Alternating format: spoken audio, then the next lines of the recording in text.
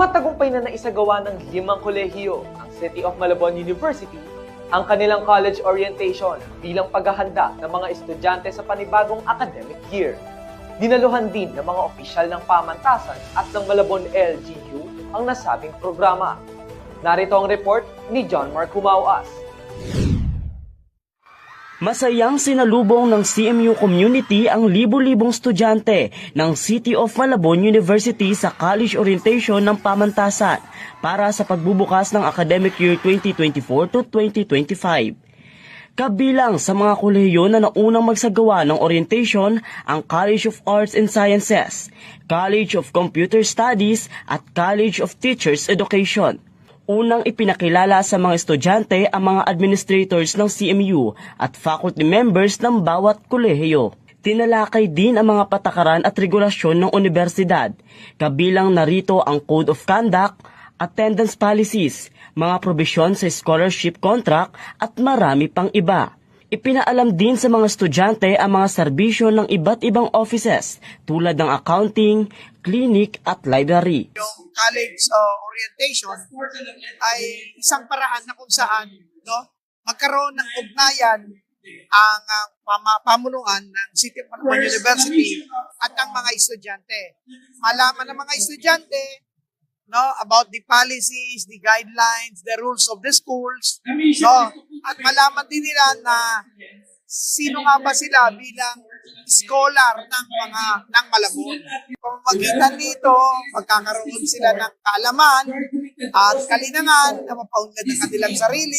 Big help po siya kasi natuto po kami tungkol sa mga facilitators and sa mga admins tungkol sa CMU. Nakakatulong po ito para makilala po namin yung mga taong lalapitan namin in case na meron po kaming gustong applyan na organization. Yung orientation po, nakakatulong po siya. Of course, syempre para maging aware tayo sa mga policies, then syempre tinutulungan tayo na sumunod, di ba?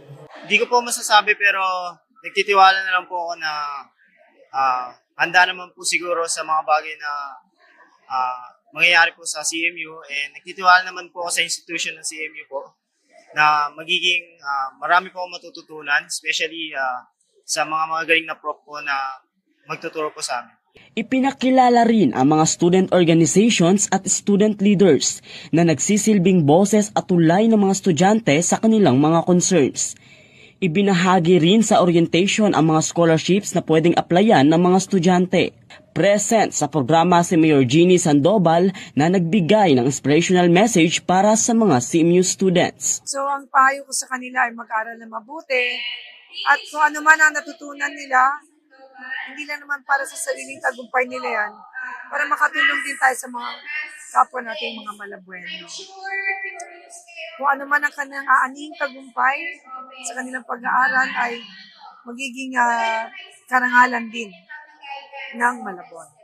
Makailang beses mang napuspong, bakas pa rin ang saya at excitement sa mga estudyante ng College of Business and Accountancy at College of Criminal Justice Education na parehong nagdaos ng orientation noong September.